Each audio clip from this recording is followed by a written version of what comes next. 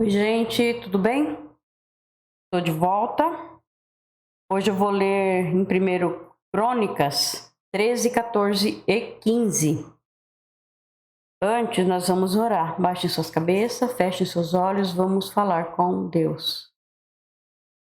Senhor, meu Deus e meu Pai, e em nome de nosso Senhor Jesus Cristo, estamos aqui, Pai, na Tua presença, para ler, Senhor, mais um dia a Tua palavra. Peço, Pai, a Ti que perdoe os nossos pecados e nos ajude, Pai, a ler com firmeza, com fé. Que o Senhor nos dê entendimento e sabedoria, Senhor, para que possamos entender cada palavra que o Senhor queira nos falar, Pai. Ajude-nos, Pai querido. Fique conosco. Acompanhe, Senhor, toda a nossa leitura, nos ajudando, nos abençoando e nos protegendo, Pai. Peço, Senhor, que olhe por todos e proteja a todos nós, Senhor. Assim oro em nome de Jesus. Amém. Então, vamos lá, gente? Para quem não sabe, estamos lendo o Antigo Testamento.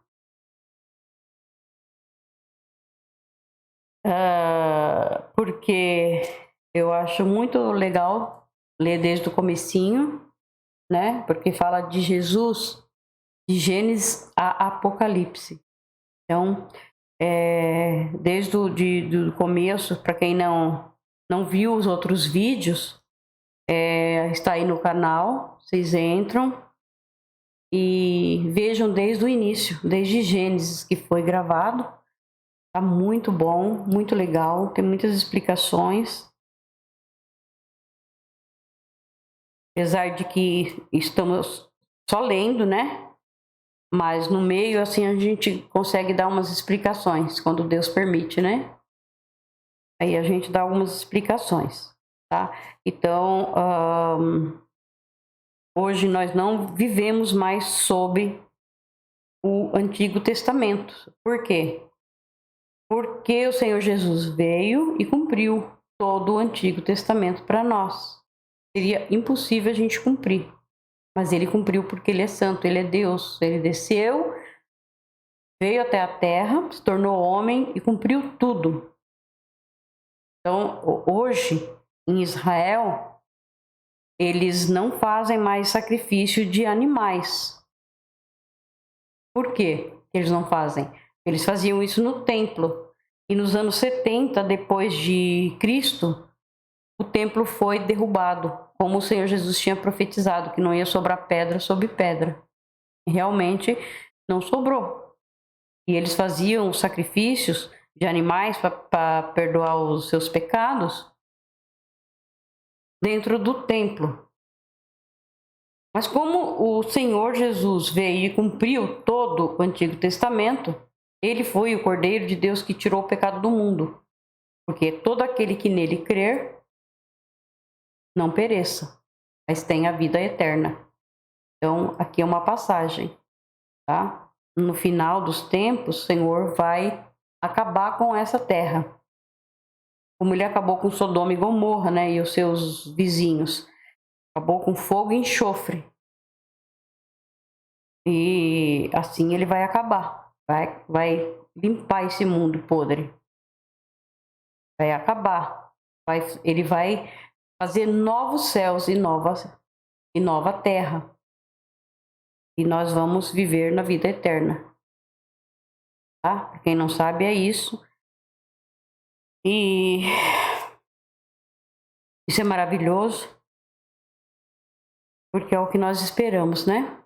Nós aguardamos a vinda do Senhor. Se ele vir agora, na nossa época, né? Ótimo. Se ele não vir, nós vamos morrer de qualquer maneira, porque não tem como se salvar mais, né?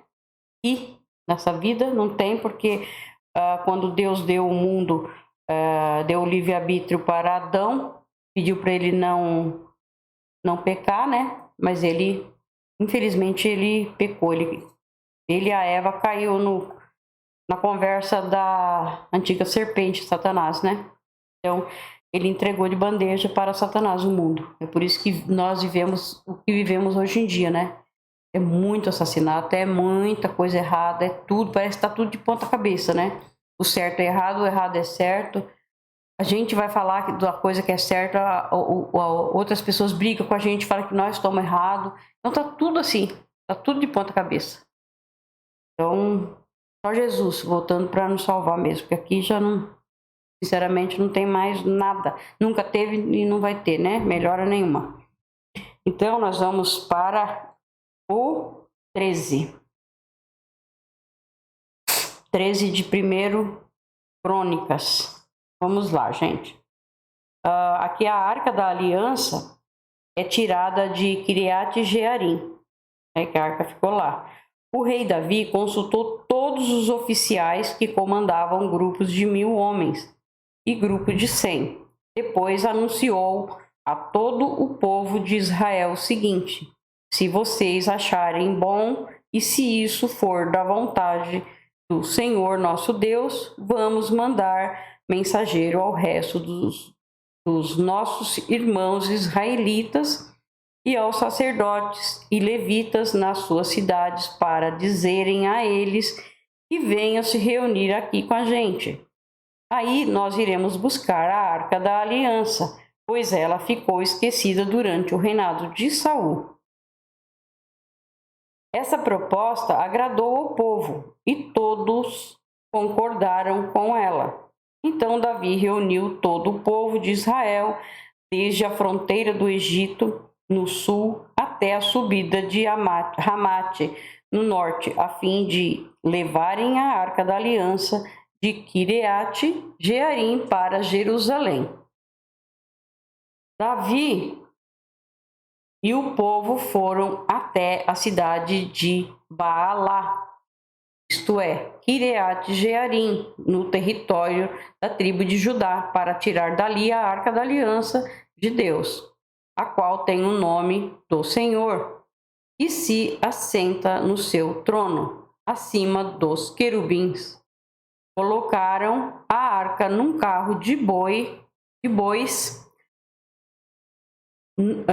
Colocaram a arca num carro de bois novo e a levaram embora da casa de Abinadab. Uzá e Aiô guiaram o carro. Então Davi e todo o povo começaram a dançar com todas as suas forças em louvor a Deus. Eles cantavam e tocavam instrumentos musicais, isto é, harpas, liras, tambores, pratos e trombetas. Quando chegaram ao campo de debulhar cereais que pertencia a Quidom, os bois tropeçaram. Então Uzá estendeu a mão e segurou a arca da aliança. Na mesma hora, o Senhor ficou irado por Uzá ter tocado na arca e o matou. Era proibido pôr a mão na arca. Desde quando foi feito, né? Tá aqui, a gente já leu, né? Era proibido pôr a mão na arca. Só poderiam transportar mesmo a arca, era só os sacerdotes, né? Que eram separados para isso. Então ele morreu ali, na presença de Deus. Davi ficou furioso porque Deus, na sua ira, havia castigado Uzá. Assim, até hoje aquele lugar é chamado de Pérez Uzá. Então Davi ficou com medo de Deus e disse: e agora, como poderei levar comigo a arca da aliança? Assim, Davi não levou a arca consigo para a cidade de Davi. Em vez disso, ele a deixou na casa de um homem chamado Obed-edom, que era da cidade de Gate. A arca ficou ali 3 meses, e Deus abençoou a família de Obed-edom e tudo o que era dele. Aí nós vamos agora para o 14, tá? No 14, que é o reinado de Davi é reconhecido por Irão. O rei Irão, da cidade de Tiro, enviou embaixadores a Davi. Ele mandou toras de cedro e também carpinteiros e pedreiros para construírem um palácio para Davi. E assim Davi entendeu que o Senhor o havia confirmado como rei de Israel e que, por amor ao seu povo, estava fazendo o seu reino progredir. Aqui os filhos de Davi, nascido em Jerusalém. Em Jerusalém, Davi casou com outras mulheres e foi pai de mais filhos e filhas. São estes os nomes dos seus filhos que nasceram em Jerusalém: Samua, Sobabe, Natã, Salomão, Ibar, Elissua, Eupelete, Noga, Nefeg, Jafias, Elisama, Beeliada e Elifelete. Aí que Davi derrota os filisteus. Quando os filisteus souberam que Davi tinha sido ungido como rei do país inteiro de Israel, o seu exército saiu para prendê-lo. Davi soube disso e saiu para encontrar-se com eles. Os filisteus chegaram ao Vale dos Gigantes e começaram a atacar e a roubar. Então Davi perguntou a Deus: devo lutar contra os filisteus? Tu me darás a vitória? Vá, disse o Senhor, eu lhe darei a vitória. Davi os atacou em Baal-Perazim e os derrotou. Ele disse: como se eu fosse uma enchente que derruba tudo. Deus me usou para abrir uma brecha no meio do exército inimigo. Por isso, aquele lugar é chamado de Baal-Perazim. Quando os filisteus fugiram, deixaram os seus ídolos para trás. E Davi ordenou que fossem queimados. Mas logo os filisteus voltaram ao vale e começaram a atacar.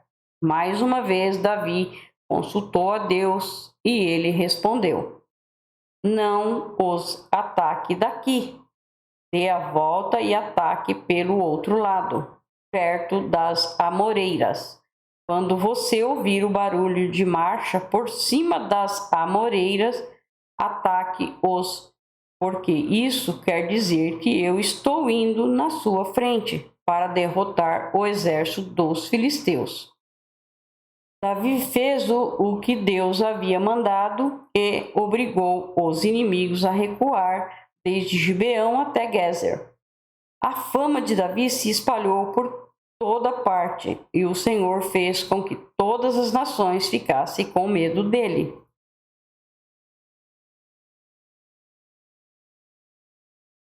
Aí agora vem os preparativos para fazer a mudança da Arca da Aliança. Então, nós vamos para o 15, tá?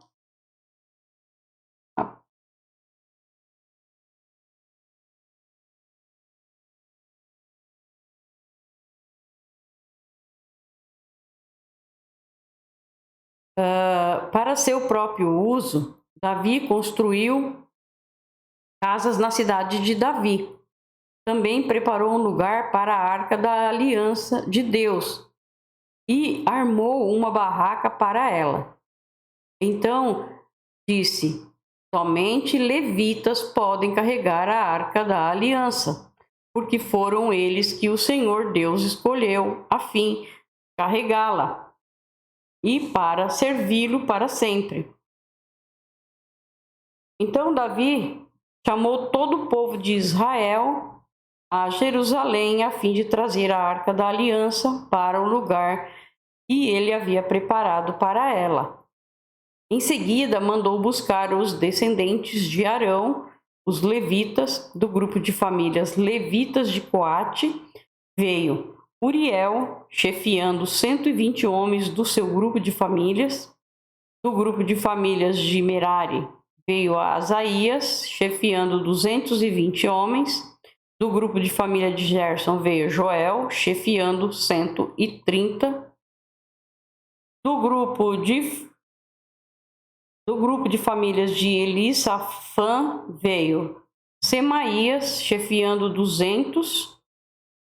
E do grupo de famílias de Hebron veio Eliel, chefiando 80. E do grupo de famílias de Uziel veio Aminadab, chefiando 112. Davi chamou os sacerdotes Zadok e Abiatar, e os levitas Uriel, Asaías, Joel, Semaías, Eliel e Aminadab.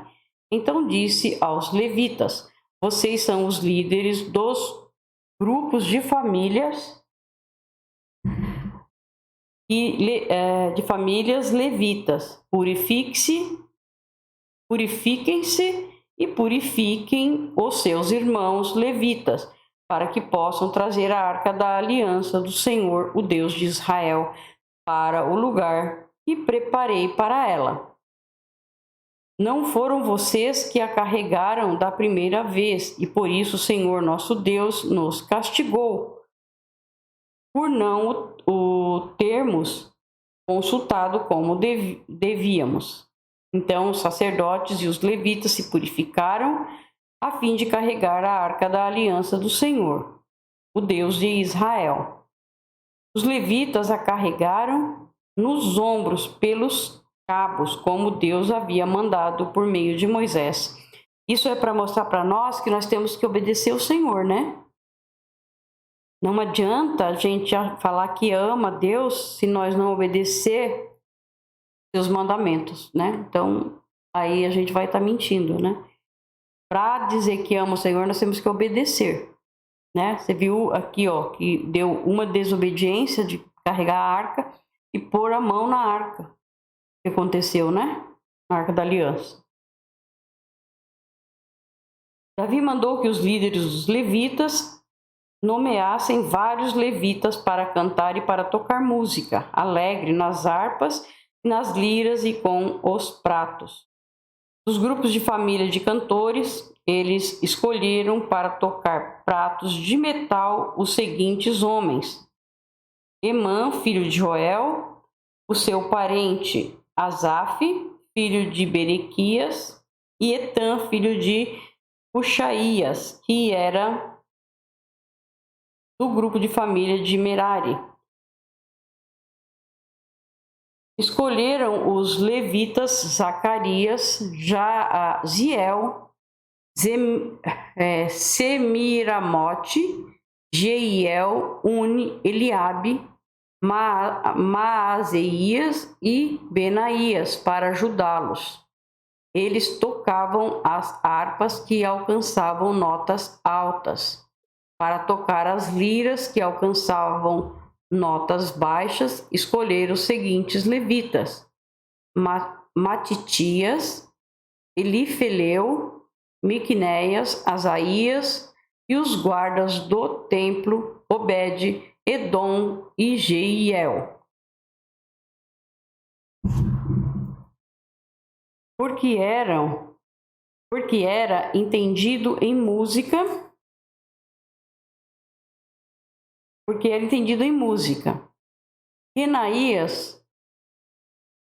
Kenanias foi escolhido para dirigir os músicos levitas. Berequias e Eucana, junto com Obed-edom e Jeías, foram escolhidos para serem os guardas da Arca da Aliança. Para tocarem trombetas em frente da arca foram escolhidos sacerdotes Sebanias, Josafá, Netanel, Amassai, Zacarias, Benaías e Eliezer. A arca é levada para Jerusalém. Então o rei Davi, os líderes de Israel e os comandantes militares foram até a casa de Obed-edom buscar a arca da aliança e fizeram uma grande festa. E como Deus estava ajudando-os, os levitas que carregavam a arca foram oferecidos em sacrifício 7 touros e 7 carneiros. Davi estava vestido com uma roupa feita do mais fino linho. Do mesmo jeito também estavam vestidos os músicos, Kenanias, que era o seu líder, e os levitas que carregava a arca. Tá lindo, né? Davi usava ainda um manto sacerdotal feito de linho, e assim todos os israelitas subiram até Jerusalém, acompanhando a arca com gritos de alegria, ao som de trombetas, de cornetas feitas de chifres de carneiro, de pratos e de música de harpas e liras. Quando a arca estava entrando na cidade, Mical, filha de Saul, olhou pela janela e viu o rei Davi dançando e pulando de alegria. Então sentiu desprezo por ele. Então nós terminamos também o 15. Obrigado, meu Deus, por mais essa leitura. Peço ao Senhor que abençoe a todos e nos proteja sempre. Fique com o Senhor Jesus.